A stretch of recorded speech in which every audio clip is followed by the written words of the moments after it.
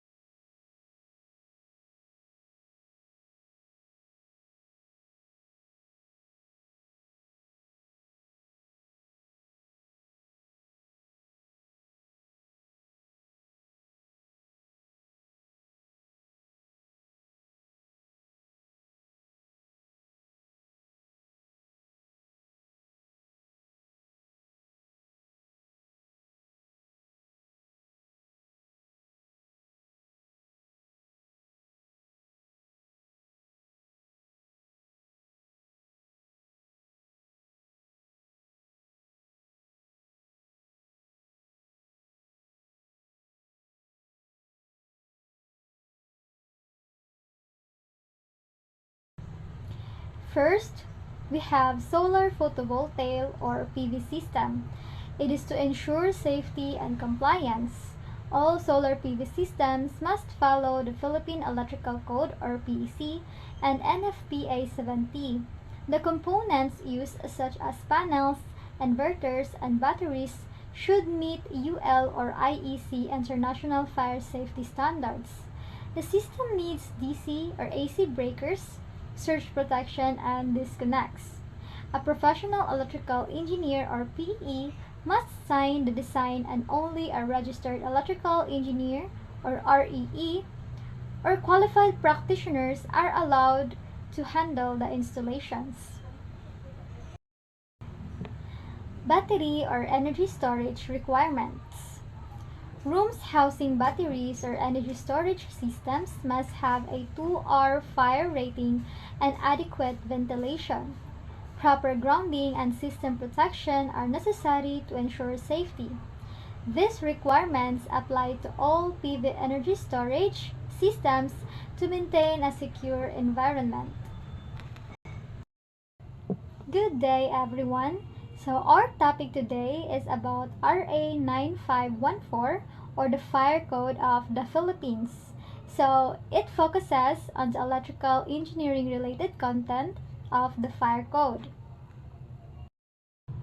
And then we have engineering and installation requirements. The plans and design for any electrical installation must be signed and sealed by a professional electrical engineer or PEE. Furthermore, the actual installation work must be carried out only by qualified electrical practitioners or registered electrical engineers to ensure compliance and safety. And then we have high voltage PV systems and EV charging. For PV systems operating above 1000 VTC, additional compliance with NFPA 70 is required.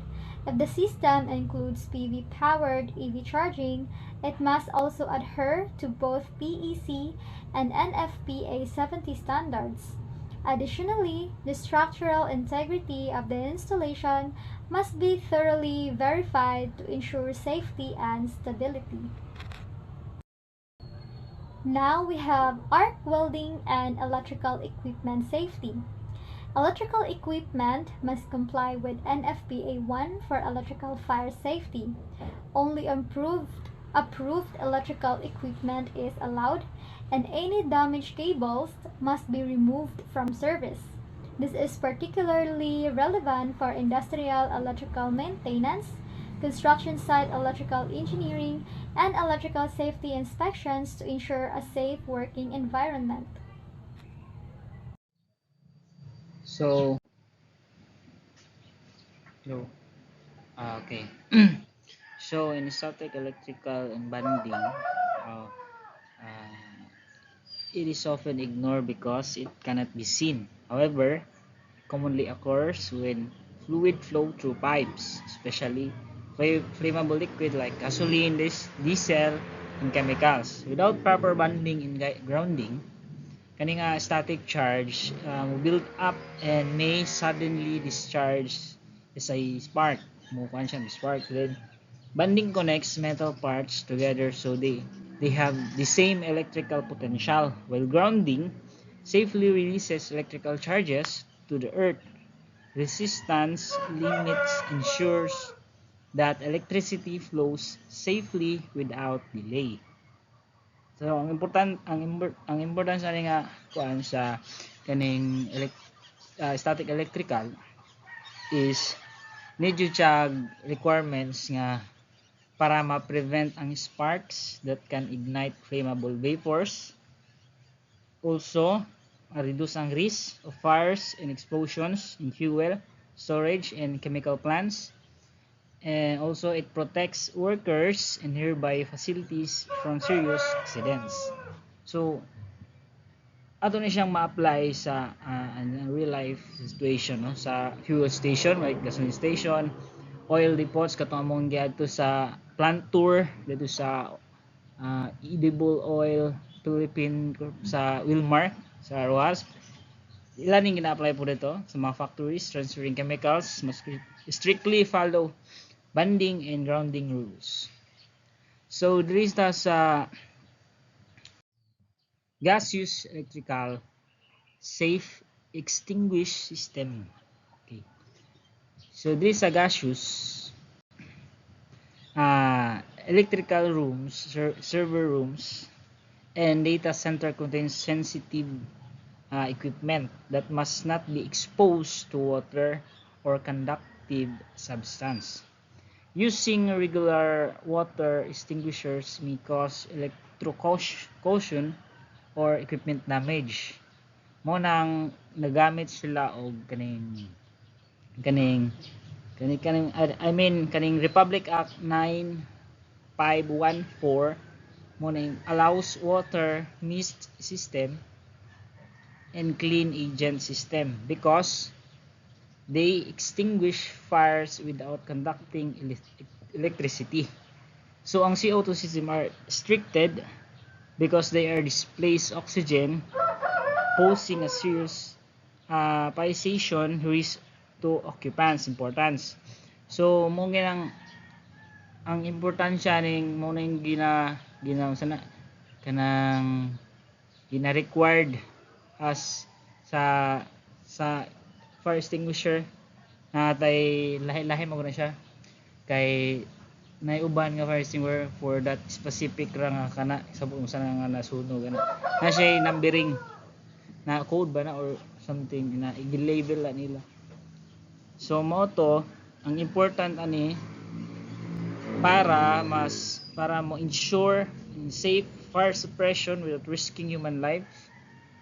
Dayon to protect expensive electrical and electronic equipment kaya ever masunog ng mga equipment niya para kay mga di pa kay siya damage imong gikuan og mali nga fire extinguisher or unsa klase nga para mo kuan niya ang uban mo kandak mo electricity mo nang katong uban nga fire extinguisher kuan dito kanang najud siya kanang ilapit ang gibuhat for that kuan purpose para dili pod makuan ang electrical nga mga equipment, electronic equipment or electrical equipment. So moto also it allows faster recovery after a fire incident. Siya ang about sa gaseous and electrical safety. So next is the lightning protection requirements. These are lightning protection requirements now must follow the NFPA 780 protects structure, solar installation, and electrical system. Integrates with grounding system. So these lightning protection requirements no, sa lightning strike can produce extremely high voltage and current. No, nakabalo jud ana kay if makakita man ganito og nay nakurentyan or nakidlatan high voltage yun na iyang ginaproduce ana mo nang uban patay largo mo nang ang mga building nga walay lightning protection maka-experience yun sila og mga electrical surge, fires or equipment failure. Mo bitaw mabantayan nimo no nga ang uban bitaw mga kanang dagko kay building kakita ka murag mga pandak sa thunder na sila ginabutang na sa taas nga if ever kusuging kilat dito mo diretso sa ilaha kuan po siya double purpose po siya nga dili siya maskin katag hamon mo direct siya dito and also makaproduce po siya og maka-store siya og electricity kung ahaman to mapaingon. So mo na ipasabot sa kuan kanang mga lightning protection naka-protect lightning protection ba siya tapos at the same time makahatag po siya og maka-store po siya og electricity. Depende ra po na sa building kung unsaon nila to. So mo to ano to? So mga building without lighting protection may experience fires, equipment failure. This is especially dangerous for tall buildings, open areas, and structures with solar panels. So the following NFPA 780 lighting protection system captured lightning energy and safely direct it to the ground through conductors connected to the grounding system. So munang napaka-importante kayo siya, napaka-importante nito dahil ma-prevent natin yung fire caused by the lightning strike and maprotektahan din natin yung electrical system and appliances from damages and also to ensure safety for people inside the structure during storms or sa mga kuan. So ma-apply na to siya sa mga pilahan sa hospital kay daghan karon ma-benefit ni siya sa mga sa tanan. Samot na og kanang panahon sa mga kalamidad na which is sigira og ulan, kilat, may nana. For emergency. So last for my report is the emergency and standby power system. NFPA 11 Sir compliance required electrical for hospitals, fire pumps, alarms, ensure power continuity during fire-related outage. So, during a fire or a disaster, normal electrical power may fail. Emergency and standby power system ensure that critical equipment continues to operate even during outage. So Republic Act 9514 requires compliance with NFPA 11 Sir, which ensures generator and backup system start automatically and supply power to essential systems such as fire alarms, fire pumps, emergency lighting, and medical equipment. Mo gini siyang kuan siyang emergency kay even though daghang mga outage maka-operate ra gyapon siya. Mo-continue ra gyapon siya dili bitaw kanang once nga mapalong na so, dili na ka-operate. Mo na i-purpose ani niya karon sa system. Kung na may mga outage nga nahitabo or mga emergency na mo ni ang nag-produce gyapon nga mga nga mupadayon gyapon ang ilahang operation kay emergency. So need jud siya nga i-operate siya nga ipadayon na gyapon siya, which is para ma-continue ang operation for the life saving sa system. Mo pud siya ang mag-support to evacuate and firefighting operations. Also siya pud ang mag-prevent panic and confusion during emergency. Muna ito ni siyang ma-apply sa mga hospitals, sa high-rise buildings, sa malls, and industrial facility, yung emergency power system during fire incident. So, for my conclusion is, kani nga Republic Act 9514, mo ni siya ang plays a vital role in preventing electrical fires and a protecting lives by enforcing proper safety standards. Also, each equipment, whether related to welding safety, grounding, fire suppression, lightning protection, or emergency power, addresses real-life electrical hazard. So this following these rules helps create safer environments in homes, workplace, and public facilities, and highlights the responsibility of engineers and safety personnel in fire prevention. Thank you. Construction site electrical safety. Construction site pose higher electrical risk due to temporary installation and frequent equipment movement. So, electrical safety measures are essential. Temporary electrical heaters used at construction site must have tip-over protection. This safety feature automatically shut off the heater if it falls, preventing fire hazards and protecting nearby materials and workers. Overheating cutoffs are required to automatically turn off equipment when excessive temperatures are detected. This prevents electrical fires caused by overheating, faulty wirings, or prolonged equipment use. So next, access for fire personnel must remain available at all times. Electrical installations should not block emergency pathways or fire exits. Clear access ensures that firefighters and emergency responders can act quickly during emergencies. High-risk building electrical requirements. High-risk building requires stricter electrical safety standards because they accommodate a large number of occupants and involves complex electrical systems. The Fire Code requires fire command center equipped with monitored electrical systems. These centers allowed building operators and emergency responders to control and monitor critical systems such as fire alarms, elevators, emergency lighting, and power distribution. Proper electrical monitoring ensures quick response during emergencies. Smoke control system must be powered by a reliable electrical supplies to ensure continuous operation during a fire. These systems help manage smoke movements inside the building, improve visibility, and air quality during evacuation. A reliable power source ensures that smoke controls remains functional even if the main power supply fails. The sprinkler system must have electrical supervision to monitor its operational status.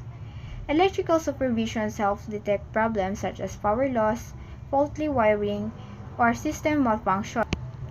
Early detections ensures that the sprinkler system will activate properly during a fire. Emergency communication systems and alarm must be powered by emergency circuits. This ensures that alarm publicly addressed systems and emergency notifications continue to operate during power outage, allowing occupants to receive instructions and evacuate safely. These electrical requirements ensure safety, effectively evacuations, and reliable emergency response in high-risk buildings. Reference electrical codes. For this part of the report, I will discuss the reference electrical codes that are commonly used when designing and installing electrical system. Electrical codes are very important because they provide rules and standards that may help prevent electrical accidents such as fires, electric shocks, and equipment damage. These codes also ensure that electrical installations are consistent, safe, and legally compliant. So first, we have the Philippine Electrical Codes, or PAC. It's the primary electrical codes used in the Philippines. It set the minimum requirements for electrical wiring, grounding systems, circuit protection, and electrical equipment installation. Engineers, electricians, and inspectors follow the PEC to make sure that electrical systems in residential, commercial, and industrial buildings are safe to use. Compliance with the PEC is also required to obtain electrical permits and project approvals. So next we have the NFPA 70, also known as National Electrical Code. It's an international recognized standards that focus on protecting people and property from electric hazards. It improves guidelines on proper conductor sizing, overcurrent protection, grounding, and installation methods. So next we have the NFPA 76. Focus on electrical safety and telecommunication facilities such as data center and communication rooms. This code ensures that communication equipment is protected from electrical fires, overheating, and power disturbance. It's also emphasizes proper grounding and fire-resistant installation methods to maintain continuous communication services. Next, we have the NFPA 77. Address the hazard caused by static electricity. Static charge can build up in materials and equipment, especially in industrial environments. If not properly controlled, static electricity can cause sparks that may lead to fires or explosion. Next, we have the NFPA 780. Lightning protection. Provides standards from protecting building and structure from lightning strikes. It explains how lightning protection systems such as air terminals, down conductors, and grounding electrodes should be properly installed. Lastly, we have the NFPA 110. Focus on emergency and standby power systems such as generator and backup power supplies. So, all these codes work together to ensure that electrical systems are safe, reliable, and prepared for emergency situations. So that concludes our report. We hope our discussions help highlight the importance of electrical codes in safety and the real-life application. Thank you for listening. Bye-bye.